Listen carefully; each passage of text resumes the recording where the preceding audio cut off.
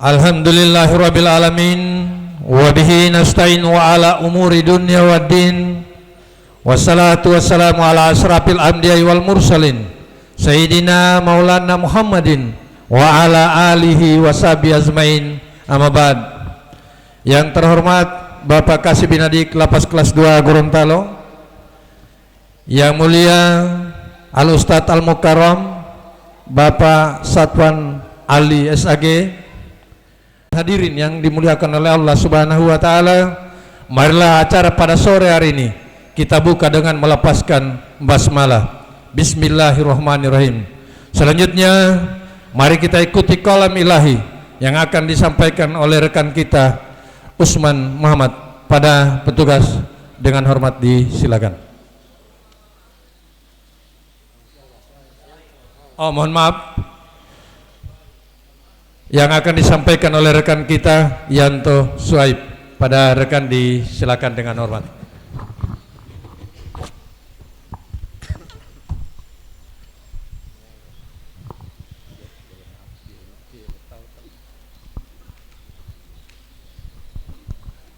Assalamualaikum warahmatullahi wabarakatuh.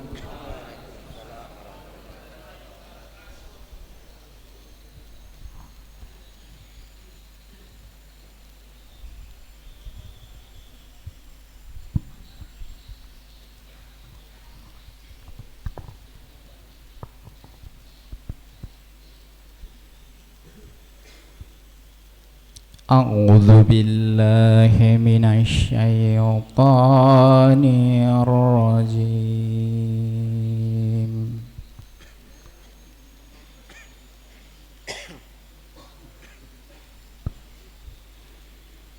Bismillahirrahmanirrahim.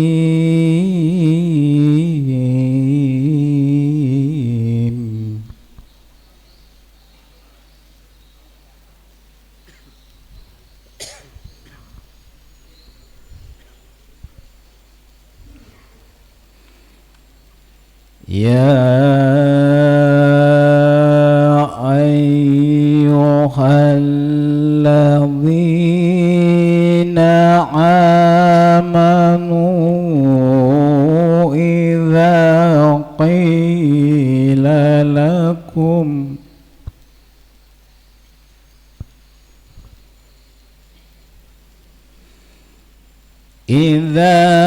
qila lakum tafassahu fil mazalisi fafsahu yafsahillahu lakum.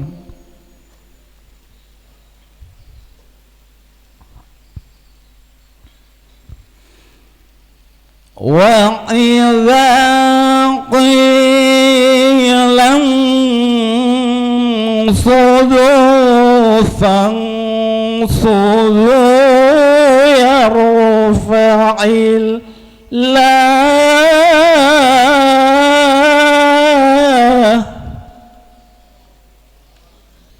Sadaqallahul azim.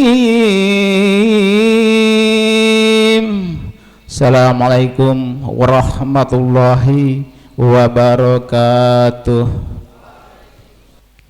Demikian kalam ilahi yang dibawakan oleh rekan kita Yanto Suhaib, dan pada beliau disampaikan terima kasih. Selanjutnya mari kita ikuti sambutan dan arahan dari Kasih Binadik Lapas Kelas 2 Gorontalo. Dengan hormat pada Bapak disilahkan.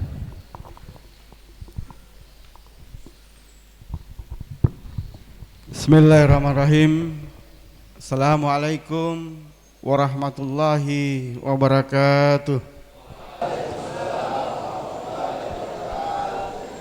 Alhamdulillah, puja dan puji syukur kehadirat Allah Subhanahu wa taala atas nikmat yang diberikan kepada kita sekalian hingga hari ini Kita masih bersama di tempat ini dalam rangkaian kegiatan. Kami paham hari ini hari libur, tetapi kemudian kegiatan tetap berjalan. Sama halnya dengan kondisi ketika kita berada di luar, karena libur itu hanya untuk pegawai. Libur karena diberikan kompensasi dia tidak bekerja hari ini. Tetapi kita tidak demikian. Artinya kegiatan tidak kita liburkan. Baik, yang pertama kami sapa dulu yang terhormat Al-Mukarram Bapak Safwan Ali yang hari ini terus bersama kita, yang kemudian akan insya Allah menjadi penasihat spiritual kita, memberi pencerahan kepada kita terkait dengan kegiatan-kegiatan pembinaan keagamaan di Lapas Gorontalo. Kami hormati Ketua Umum, Ketua Harian, segenap pengurus Badan Takmir Masjid.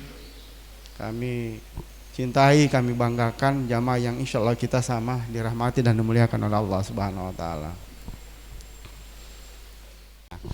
Hari ini kita berkumpul di tempat ini tentunya rangkaian kegiatan ceramah. Namun saya dapat info bahwa akan dikemas seperti kegiatan yang pernah kita laksanakan sebelumnya, yaitu di mana Pak Ustadz akan memberikan sedikit tausiah, kemudian bapak-bapak dipersilakan untuk sesi bertanya. Jadi bapak-bapak bertanya, nanti Pak Ustadz menjawab. Saya kira ini menarik gitu. Saya juga merasa 2 kali tidak ikut kegiatan ini.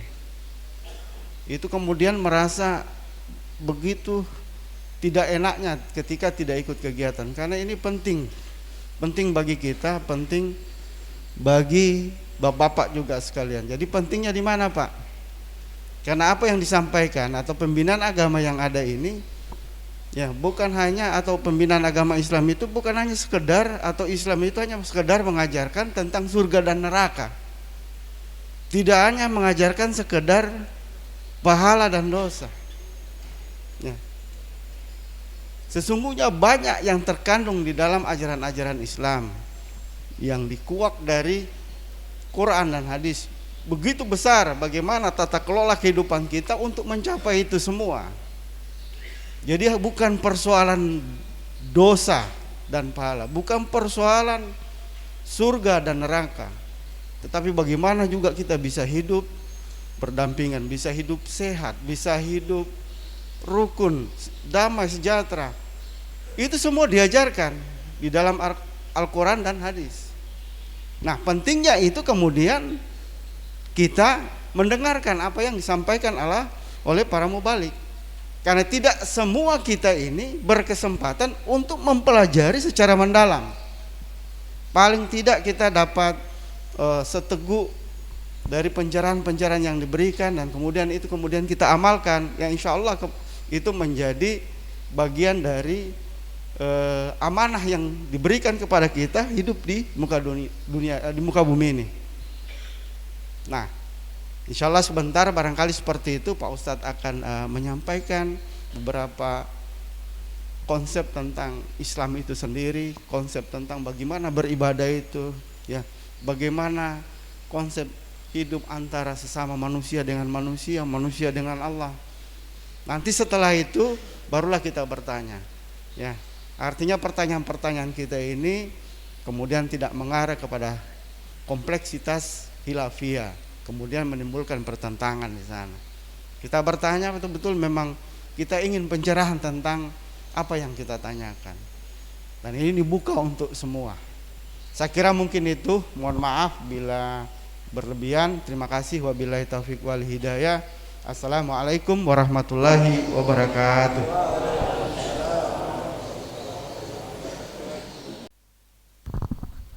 Demikian sambutan dan arahan dari Kasibin Adik Lapas kelas 2 dan pada beliau disampaikan. Terima kasih. Selanjutnya mari kita ikuti ceramah agama yang akan disampaikan oleh Al-Ustadz Bapak Safwan Ali. Dengan hormat pada Bapak disilakan.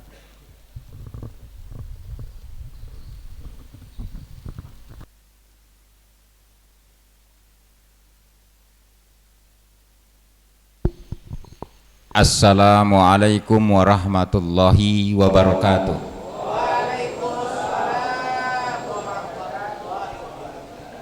Alhamdulillahirabbil alamin. Wassalatu wassalamu ala asrafil anbiya'i wal mursalin Sayyidina Muhammadin wa ala alihi wa sahbihi ajma'in. Amma ba'du.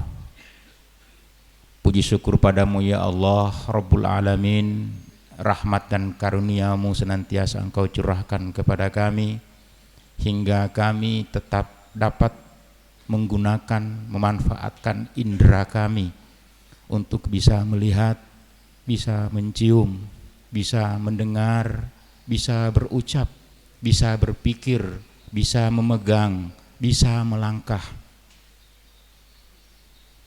Ketika karunia ini salah satu di antaranya Engkau cabut, maka kami pasti tidak akan bisa melihat, atau tidak bisa mendengar, atau tidak bisa berkata-kata, atau tidak bisa mencium, atau tidak bisa memegang, atau tidak bisa melangkah.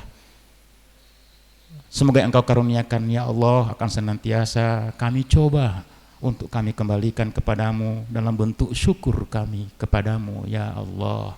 Amin ya Rabbal alamin. Jamaah yang dirahmati Allah, saya mencoba untuk kesempatan ini pada Bapak Kasih Binadik, Bapak dan Ibu pengurus Badan Ta'mir Masjid, izinkan saya untuk yang kesekian kalinya, dan bahkan saya sudah bermohon kepada Kasih Binadik kalau perlu diberi kesempatan untuk yang seterusnya sesuai dengan terjadwal, sehingga saya bisa menyampaikan sesuai dengan kurikulum saya biar berkesambungan, keterlanjutan, tidak terputus, tidak sebatas untuk menceramahkan tentang Islam, tapi kita mari lingkup secara keseluruhan ibadah kita kepada Allah Subhanahu wa taala. Pada kesempatan ini saya ingin mengajak hadirin sekalian jamaah yang dirahmati Allah, kita mengambil salah satu ayat. Saya sumbernya ayat, saya tidak mau mengambil yang dari hadis, bukan berarti tidak mengambil, tapi kita sumbernya ayat. Surat Al-Maidah ayat 6. A'udzubillahi minasyaitonirrajim. Bismillahirrahmanirrahim. Ya ayyuhalladzina amanu idza qumtum ilas shalah faghsilu wujuhakum wa aydiyakum ilal marafiq famsahu biru'usikum wa arjulakum ilal ka'bain. Dan seterusnya ada ayatnya, tapi yang kita bahas pada kesempatan ini itu dia dulu. Ayat ini menceritakan tentang wudu. Wudu ini salah satu di antaranya yang Allah jelaskan detailnya dalam Al-Quran. Ramadan setengah detil, puasa tidak begitu, cuma setengah detil, cuma dikatakan puasa itu dari matahari sebelum nampak kemudian sampai dengan terbenam. Tapi kalau ini wudu, detailnya sampai dijelaskan apa-apa yang harus kita basahi dalam wudu tersebut. Oleh karena wudu ini akan menjadi syarat kita untuk melaksanakan sholat. Sholat itu berarti cara kita untuk menghadap Allah secara langsung. Sekarang berhadapan dengan Allah boleh. Dimanapun juru pun, saya menghadap ke utara, ke timur, ke selatan, semuanya ada Allah di mana-mana. Kita boleh menghadap, kita boleh istighfar, kita segala macam, tapi dikhususkan sholat harus ada tata caranya menghadap kiblat. Ada gerakan-gerakannya, tapi semua itu kita lakukan harus pertama diawali dengan berwudu.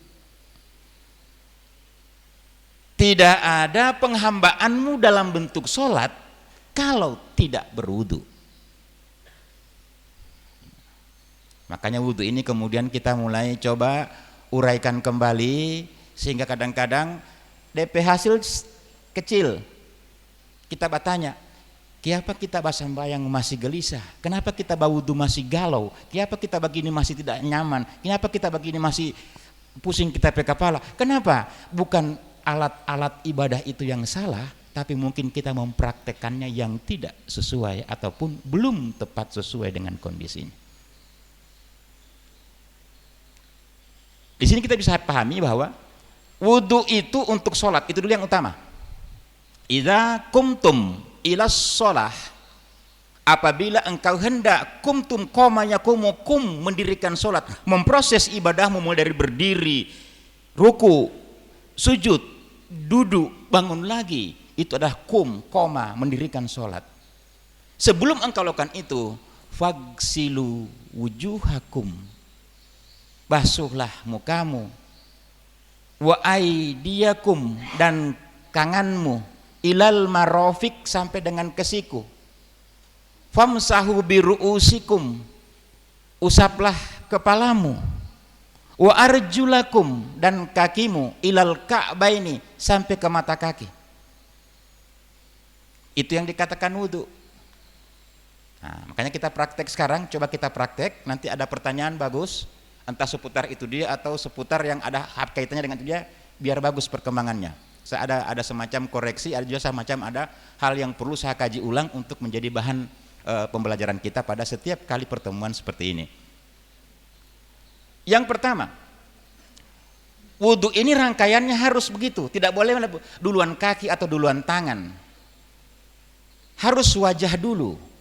Famsahu biwujuhikum, membasuh wajahmu. Rasulullah SAW mendahulukan sebelum membasuh wajahnya, dia berkumur-kumur, membersihkan hidung.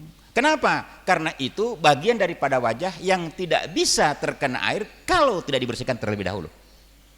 Makanya dia kasih masuk air, dia berkumur-kumur dulu. Di saat-saat seperti ini sebenarnya masih boleh. Hai orang-orang yang beriman, ketika engkau berwudu, engkau membersihkan tanganmu di awal dengan mencuci tangan itu, masih boleh bicara. Engkau berkumur-kumur, masih boleh engkau bicara. Engkau mencuci hidungmu, masih boleh bicara. Tapi ketika engkau masuk membasuh wajahmu, tidak boleh lagi ada pembicaraan. Karena membasuh wajah, membasuh tangan sampai marofik, mengusap kepala sampai dengan kaki, rangkaian wudu yang sama dengan rangkaian sholat. Kan tidak mungkin Anda sementara sampai Allahu Akbar, bagaimana saya boleh tadi malam, siapa yang menang? Tidak mungkin. Sama hanya dengan wudu. Makanya masih cuci tangan, bismillahirrahmanirrahim. Siapa yang kalau itu? Dari kaki itu kalau tidak gol, tidak apa-apa, masih boleh. Sobah mulut, masih boleh. Ketika membasuh wajah, jangan bercakap-cakap lagi, jangan bicara-bicara lagi. Karena sudah masuk dalam rangkaian wudu, sama dengan rangkaian waktu kita sholat. Begitu orang punya kan tidak. Habis kesana muka, basuh tangan. Pokoknya kalau tidak kaki ke situ di gol itu masuk amnya. Sementara cuci tangan ini dia berbicara. Sama terserah tegol. Kalau tegol tidak anu kamar, pokoknya memang cuci kaki dia siram DP kaki. Nah ini semua peragaan yang salah semuanya. Famsahu biwujuhikum, membasuh wajahmu. Mana wajahmu? Ini yang wajah. Mana membasuh? Berarti mendatangkan air sekaligus dengan tangannya menyentuh. Kalau kita orang punya kadang-kadang terampaknya bukan membasuh, melanggut.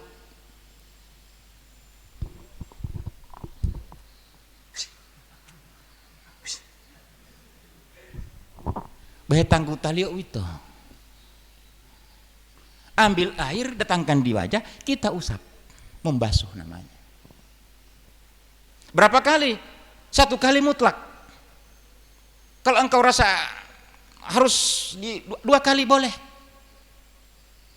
Kau rasa masih 3 kali boleh, 4 kali boleh, jangan terlalu banyak. Karena awas, hati-hati.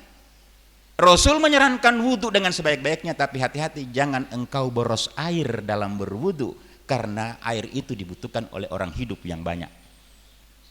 Jangan air 1 ember 1 dorong dia sendiri ambil air sama yang situ. Mandi jo, bacolo jo di dorong itu. Kan tidak begitu. Makanya kita harus. Itu wajah. Habis wajah baru kita masuk ke tangan. Tangan yang duluan kita tangan kanan dengan tangan kiri ini karena sama-sama tidak boleh memegang satu kaligus, maka disarankan sebaiknya tangan kanan terlebih dahulu, sebaiknya. Tapi kalau kita dalam keadaan darurat, boleh tangan kiri duluan, tidak apa-apa. Tiba-tiba tangan sebelah kiri ini bangka, tidak bisa pegang yang tangan kanan, tangan kiri duluan kasih basah, tidak apa-apa dengan air, baru tangan kanan sendiri. Boleh. Jangan pakai mutlak-mutlakan, harus kanan duluan Pak, baru itu kiri. Nah kita rempik hidung ini juga ada dua, kanan dengan kiri, kan tidak mungkin baru kiri lagi, tidak mungkin. Wajah ini dua, wajah kiri dengan wajah kanan dengan wajah kiri. Kalau begitu tangan juga begitu Pak, tidak usah pakai kiri kanan, tidak boleh pulsa langsung dua-dua bagian. Nah, makanya didahulukan yang kanan dengan yang kiri, itu etikanya. Tapi kalau dalam keadaan hal-hal tertentu yang tidak memungkinkan, maka boleh, tidak ada masalah mendahulukan yang kiri baru yang kanan. Ini kita bahasakan biar kita jangan sampai ada persoalan di situ, jangan sampai salah. Ada orang yang sudah berwudu, dia dahulukan yang kiri, dipersoalkan, akhirnya dia pulang-ulang kemarin datang bawa wudu ulang, padahal wudunya sudah sah. Cuma karena dia ragu, dan ragu itu karena tidak ketahui, kemudian itu menjadi kemubaziran dalam melaksanakan ibadah. Fagsilu wujuhakum wa aydiyakum ilal marafiq, sampai ke siku. Tidak boleh tidak sampai di siku Pak. Tak lebih sadiki boleh, tak kurang yang tidak boleh. Ini yang kadang-kadang kita orang tidak perhatikan. Tidak boleh tak kurang, sama sekali tidak boleh tak kurang. Ayat Al-Quran yang bilang ini, ilal marafiq, sampai ke siku, sampai ke siku, tidak boleh kurang, lebih boleh. Bopol janganlah ya, boleh setelah lebih sekali. Satu dengkile-kile satu kaligus dia. Sebanyak poli air yang mau habis itu. Sampai. Makanya kadang-kadang orang tidak perhatikan, kita rampai siku tidak basah. Karena ini laki-laki semua, jadi tidak apa-apa, saya sarankan begitu saja. Kalau perempuan sebenarnya saya sarankan, kalau engkau menggunakan pakaian muslimah, maka sebaiknya engkau ambil air wudhu di tempat tertutup. Karena sebaiknya engkau buka bajumu. Karena perempuan kan kadang-kadang cuma sampai situ dan bawa kamar baju. Baru saya bilang kesan dia bilang kamari, kan Ustadz sebersih itu dia. Dia bilang, iyo ngoni tanggung sendiri jo pengen pebogo. Kuat sekali baku bantah. Al-Quran mengatakan ilal marafiq. Allah yang bilang, ini tangan-tangan Allah, disuruh basah sampai di siku, jangan baku bantah. Sampai di siku. Bagaimana Ustadz? Mau dari situ sampai ke siku atau dari siku? Tidak ada masalah. Boleh kita ambil dari sini. Mau begini? Boleh, kalau memang keran kita boleh begini. Tidak harus selamanya kita pakai rok. Ada paham mengatakan harus begini. No, kalau di keran dia begini, air meleleh, rugi banyak sekali. Ada penggunaan kata-kata dua, antara kata-kata ilah dengan kata-kata hatta. Kalau hattal marofik berarti tidak boleh dahulu ini baru itu. Harus ini dia dulu, harus ini dia dulu baru ke sini. Hatta. Ngana berjalan dari sini sampai ke situ. Berarti kita orang dari situ ke sana, boleh ke sana kemari. Kalau engkau berjalan dari sini hingga situ, berarti tidak boleh dari sana kemari, cuma dari hingga situ, stop. Nah, ini sudah kata-kata Arab yang kita gunakan. Jadi boleh saja digunakan dengan sebaik-baik. Yang penting di situ intinya harus membasahi siku ilal marot. Hati-hati sekali itu, karena ada orang bertanya, Ustadz, sehabis amir sambayang, sudi kaki, baru dia ke sana, belum basah ini, boleh cuma kasih basah kamari, jangan abah. Ulang lagi air wudumu, jangan diambil ditampal, sambil air sambayang habis di kaki, ngana kesiku belum basah, dikasih basah. Bukan itu maksudnya. Saat engkau mencuci tanganmu itu yang hingga sampai ke siku. Saat waktu engkau membersihkan tanganmu. So lewat lebih kita ulang. dan jadi mubazir lagi kalau dalam air wudhu. Makanya hati-hati, bisa jadi air wudhu kita tidak membuat kita tenang, bisa jadi air wudhu kita tidak membuat kita hilang dari kegelisahan, karena memang air wudhu kita tidak sesuai dengan syarat wudhu itu sendiri. Famsahu biru'usikum, mengusap kepalanya, tidak dengan air, tapi air yang ditaruh di tangan, dibuang airnya, air bekas di tangan yang kita usapkan ke kepala. Buang airnya, tak. Ini kepala, tak dari sini, batas wajah, terus sampai ke belakang, sampai ke sini, tak. Ikutkan telinga. Ini kepala. Terapnya tidak.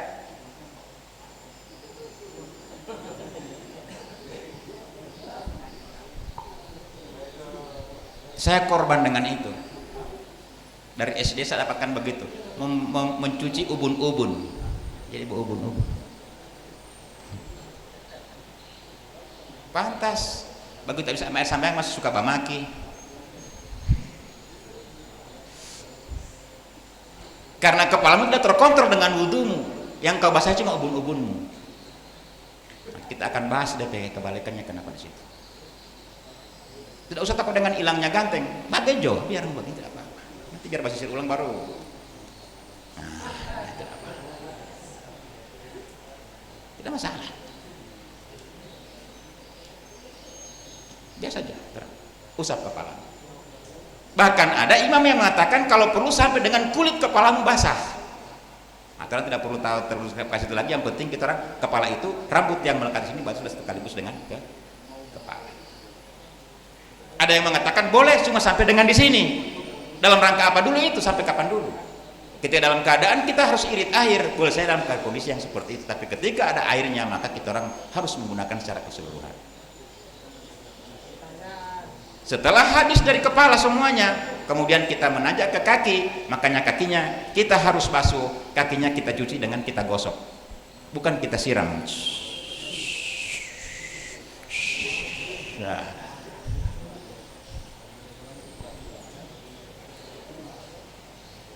Sudah kiri kanan, baru coba jalan, kan sampai situ. Membasuh itu berarti kita pegang. Makanya kalau tempat-tempat air wudhu di tempat midoa, tempat air wudhu di Arab sana itu ada DP tanpa dulu. Dia pakai DP blok begitu dulu biar kita orang ambil air dulu. Karena kasih datang air itu tetap kita orang gosok.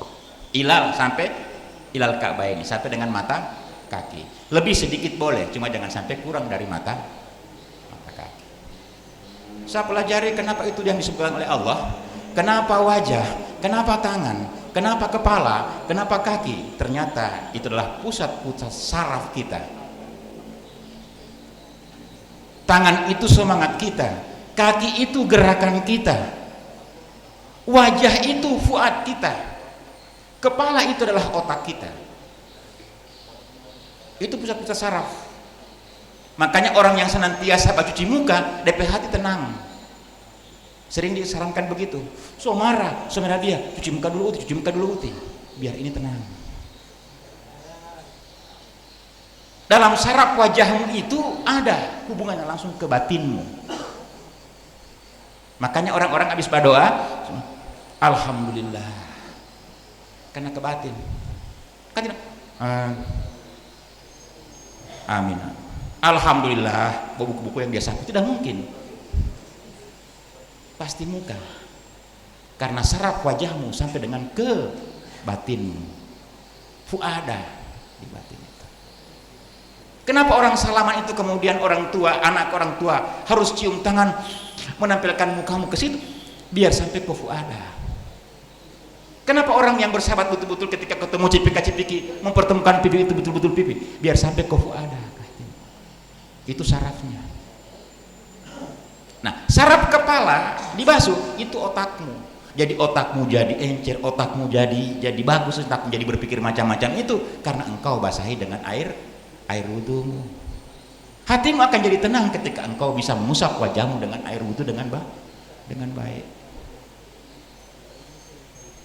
Kalau itu sudah, tanganmu akan mudah dikendalikan oleh batinmu. Tanganmu akan mudah dikendalikan oleh pikiranmu. Kalau itu sudah, kakimu akan mudah dikendalikan oleh hatimu, kakimu akan mudah dikendalikan oleh pikiran. Jadi kunci wudhu itu di situ. Walaupun Allah kasih kode dalam Al-Quran, idza kumtum ila sholah, ketika engkau mau sholat, engkau menghadap kepadaku, harus dengan wudhu seperti syarat-syarat tadi. Tapi boleh juga ini wudhu kita gunakan untuk bisa menjaga diri kita agar supaya kita senantiasa dekat dengan Allah Subhanahu wa Ta'ala. Muncullah pemahaman, sebaik-baiknya kamu ketika baca Quran ambil air wudhu dulu. Sebaik-baiknya kamu ketika mau akad nikah ambil air wudhu dulu. Sebaik-baiknya kamu ketika mau apa segala macam itu ambil air wudhu dulu. Itu hanya pemahaman karena faedah daripada wudhu tadi. Tidak batal mengaji kalau walaupun tidak pakai air wudhu. Tidak batal akad nikah walaupun tidak ambil air wudhu. Ada yang sebegitu. Sehabis kawin satu malam so tidur, dia besoknya bertanya, karena so bawa kamar para laki-laki, Ustadz ada yang mau tanya, siapa? Saya kemarin waktu akad nikah tidak ambil air wudhu. Maksudnya tadi malam so tidur sama-sama dengan mayat tua. Sudah. Bagaimana menganggap apa itu? Kalau engkau anggap tidak sah akad nikah berarti di malam kau berzina. Janganlah Ustadz. Yang kita tanya, nikmat Ustadz, bebas, itulah sahnya. Berarti itu bukan zina.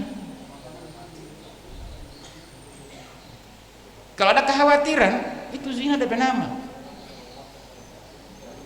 Bebas, tapi nanti menghamil, nanti orang mengetahuan. So zina ada nama itu. Kalau nikmat enak, bebas, tidak ada persoalan. Oke.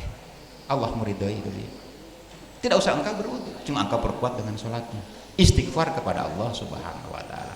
Inti wudu adalah untuk sholat. Karena sholat menghadap Allah Subhanahu wa Ta'ala, maka boleh wudu engkau jadikan sebagai pelindung dirimu agar supaya engkau senantiasa terkontrol dengan kekuasaan Allah Subhanahu wa Ta'ala.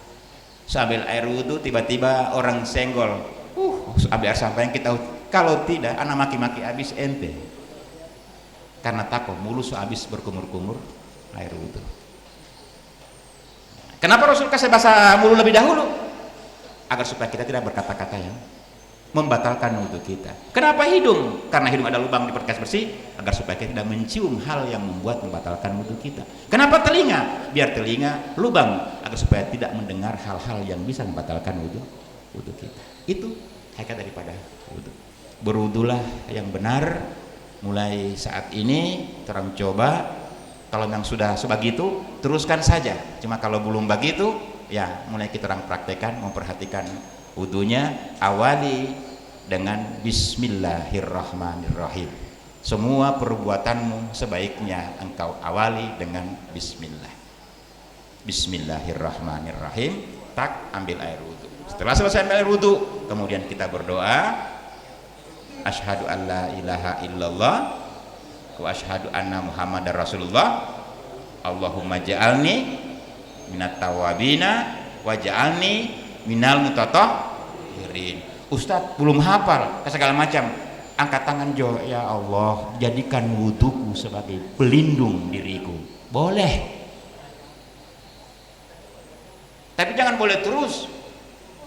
So 5 tahun kita orang itu terus yang kita orang baca, nanti kami dengan DPO yang sebetulnya Allah artinya begitu, dia ada perubahan. Jangan itu pegang situ. Sementara cuma saya katakan untuk ke situ boleh.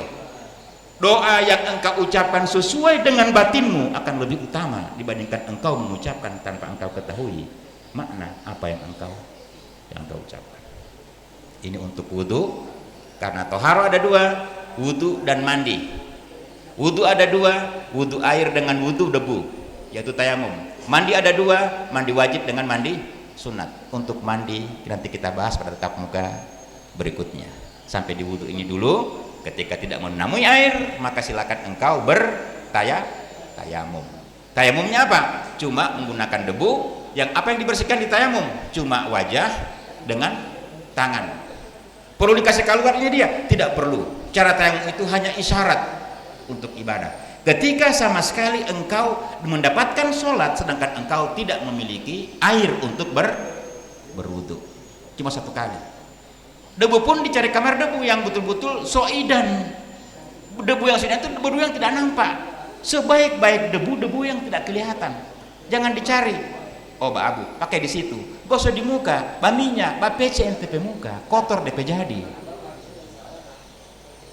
Allah tidak menghendaki ini, ente ini mau berwudu, mau bersuci kok jadi kotor. Tidak mungkin. Cari yang soidan apa? Yang tidak nampak. Semua di sini tidak debu. Bahkan di bajunya ini tidak ada debu. Pasti karena debu itu adalah partikel yang terkecil yang berterbangan. Kita yakinkan, tak kita pakai di situ, kalau perlu kita kibas-kibaskan dulu, baru kita gosok patu muka kita. Satu kali. Ambil ulang lagi yang kedua.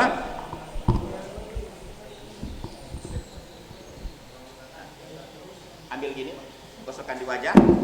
Tak, satu kali. Ambil ulang lagi, di tempat yang lain, karena itu sudah langsung pakai tadi. Ambil tempat lain, tak. Ambil di tangan, tak. Tangan ini begini, tak. Jangan semuanya tangan cuma di ujung, tak. Sampai di siku, tak. Sini. Balas ini. Selesai. Oh, jangan ambil tayamum begitu. Pak praktek tayamum kalau sembah tayamum bukan pak praktek, sembah tayamum tinggal berperagakan. Kayak orang mana? Tidak usah, biasa aja. Dan kita langsung pakai kamari karena Ustaz kasih cara lagi tadi. Akhirnya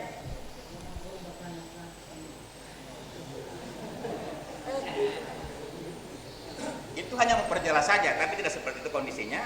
Yang penting kita temunya saja. Hanya kita isyaratkan, tidak perlu kita buka ini dia. Hanya isyarat dengan debu. Itu kalau tidak ada air atau dalam keadaan sakit yang tidak bisa menyentuh air. Itu kita. Artinya di situ intinya satu, jangan sekali-kali engkau tinggalkan sholat dalam kondisi apapun. Itu kata Allah. Karena apa? Hanya sholat sarana kamu untuk berdialog kepadaku secara langsung. Muncullah semua suatu pernyataan bahwa ingin bicara dengan Allah, sembahyang. Ingin Allah bicara dengan kita, baca Quran. Sekarang proses kita belajar baca Quran, insya Allah terproses dengan bagus pembelajaran Al-Quran ini, sehingga kita berdialog. Allah berdialog dengan kita baca Quran, kita berdialog dengan Allah. Marilah dengan melaksanakan sholat. Saya kira ini dulu sebagai pengantar. Silakan kalau 1-2 pertanyaan kami persilakan.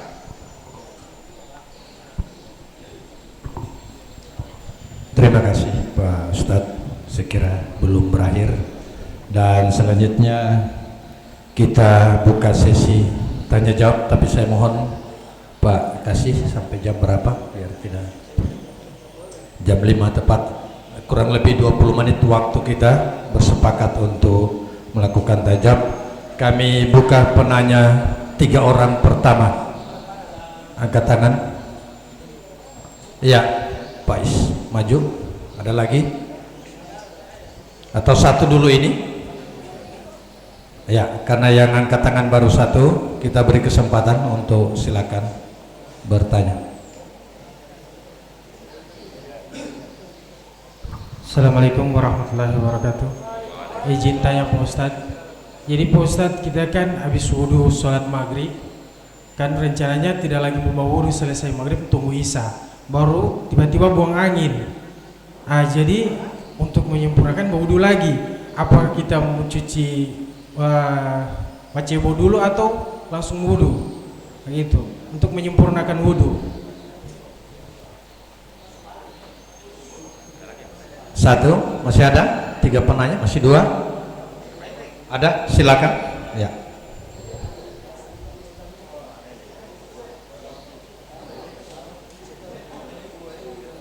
Assalamualaikum Pak Ustadz. Mau tanya, kalau berwudu di dalam kamar mandi terus di kamar mandi itu ada kloset, gimana Pak Ustadz? Sudah 2, masih ada? 1 lagi? 2 dulu? Ada? Tidak ada?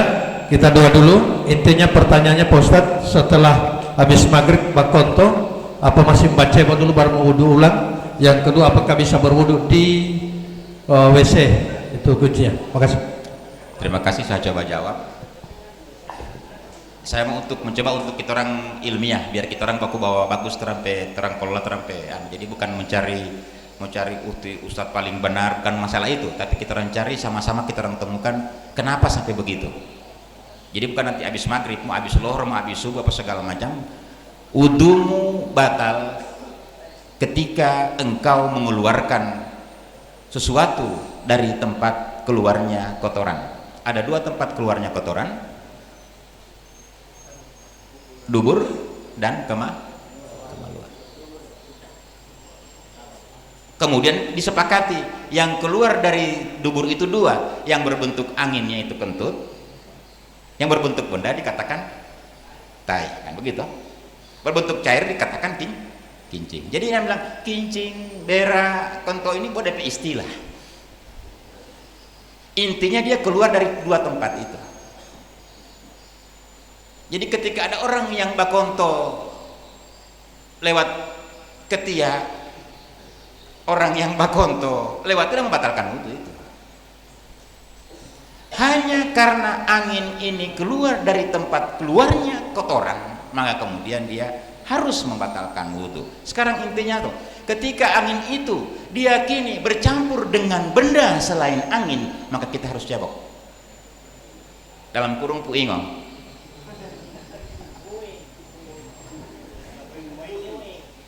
Kalau gas yang keluar dalam bentuk kita kering, artinya kita cuma sekedar gas, tidak perlu.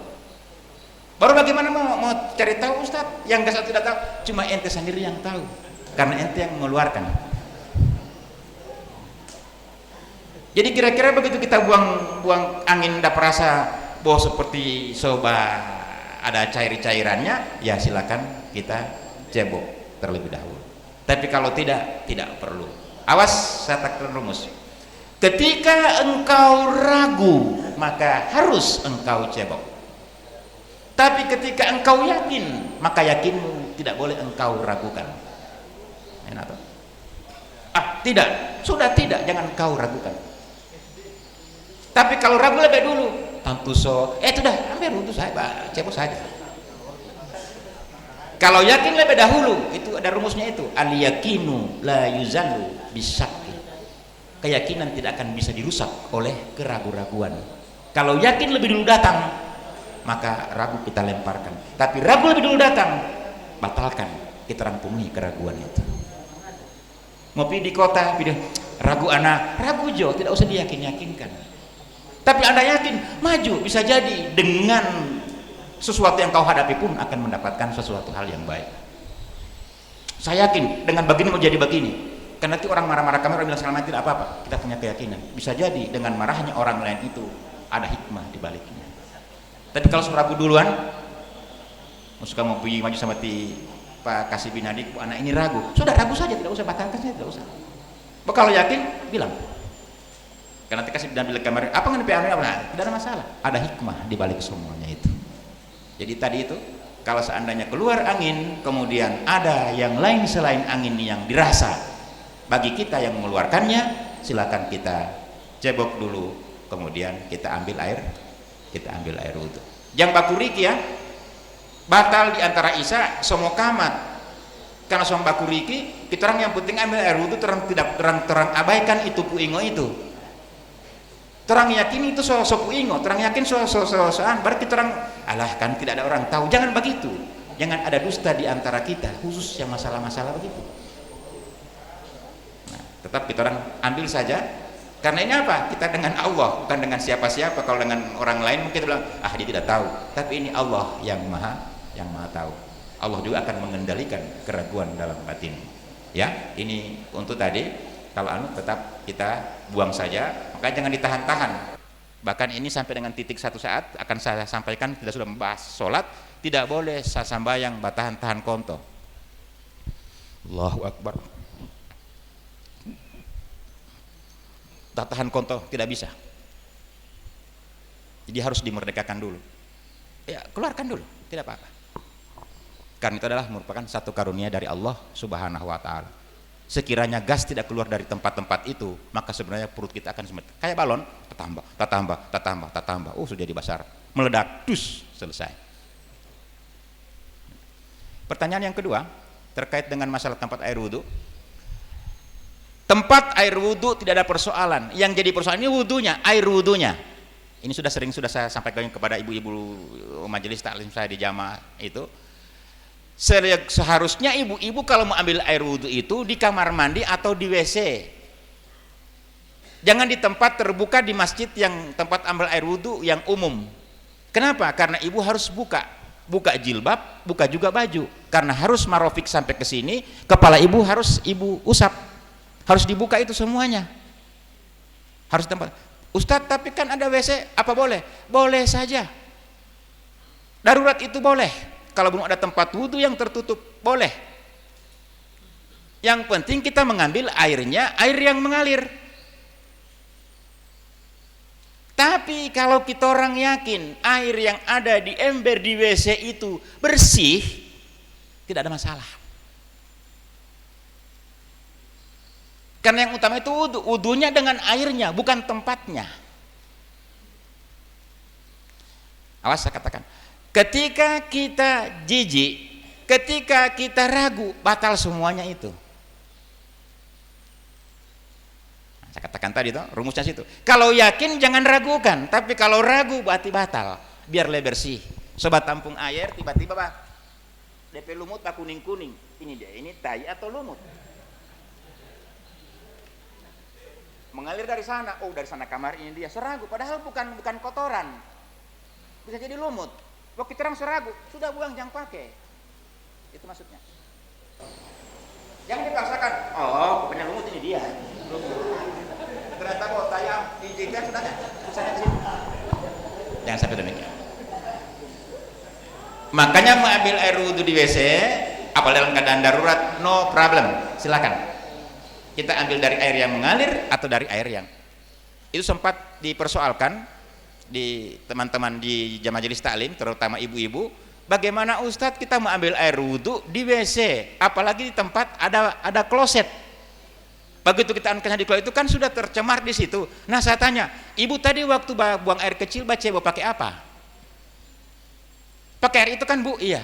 Seharusnya ibu pulang kamari kalau dari WC, pergi tanpa air sambayang, baca ulang dengan air sambayang. Kenapa air tadi yang ibu katakan di WC bisa untuk bacebo yang melekat di tubuh ibu? Kok tiba di air wudhu ibu langsung ragukan? Nah itu ya. Makanya yang pertama rumusnya, yakinkan bahwa air itu bersih dimanapun tempatnya. Oke. Itu DPN. Apa artinya di tempat midwa tapi air kotor? Air bersih cuma di WC, pakai di WC tidak apa-apa. Yang penting tidak bersentuhan dengan kotoran itu. Semua kembali kepada kita pediri. Kalau kita orang yakin, jangan ragukan. Tapi kalau kita orang ragu, jangan yakinkan. Akan jadi persoalan besar situ. Jadi ini jawaban saya Pak. Pada prinsipnya boleh saja kita ambil air wudhu di tempat seperti itu. Terima kasih. Ada mas? Iya. Selanjutnya penanya berikut Pak Haji, silakan. Terima kasih. Assalamualaikum warahmatullahi wabarakatuh. Waalaikumsalam warahmatullahi. Langsung pertanyaan Pak Ustadz hubungannya dengan junub mimpi basah, terutama pada subuh. Sebelum subuh, apa kita harus mandi junub dulu, kemudian kita wudhu, atau karena cuma mimpi basah kita tidak perlu junub? Terima kasih. Assalamualaikum warahmatullahi wabarakatuh. Ya, masih ada? Silakan Pak Pendi, pelan-pelan, jangan lari.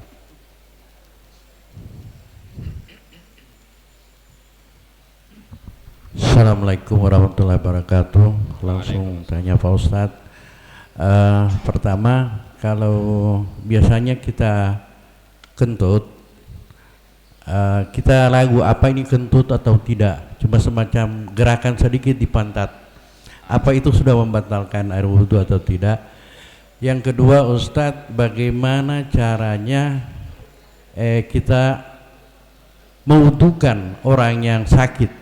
Dia bisa bergerak tapi tidak bisa kena air, tapi susah untuk masuk berwudhu sendiri, hingga caranya mewudhukan orang sakit ini bagaimana? Baru yang ketiga, masalah kalau kita wudhu dengan air aqua atau air kemasan bisa enggak? berapa banyaknya batasannya? Terima kasih. Assalamualaikum. Ya, dua penanya. Penanya pertama setelah junub. Jadi silakan Pak Ustadz. Baik, air aqua boleh ya? Boleh. Air suci dan mensucikan. Ya, terjawab itu di aqua. Jadi tidak usah. Tapi kalau seandainya aqua itu tidak ada yang untuk kita orang minum, maka kita orang tayamum. Sekarang cuma ada ini dia. Mau pergi di Pinogu, tidak diyakini ada air di sana. Kemudian kita mau pilih dua, mau minum atau apa? Air wudu.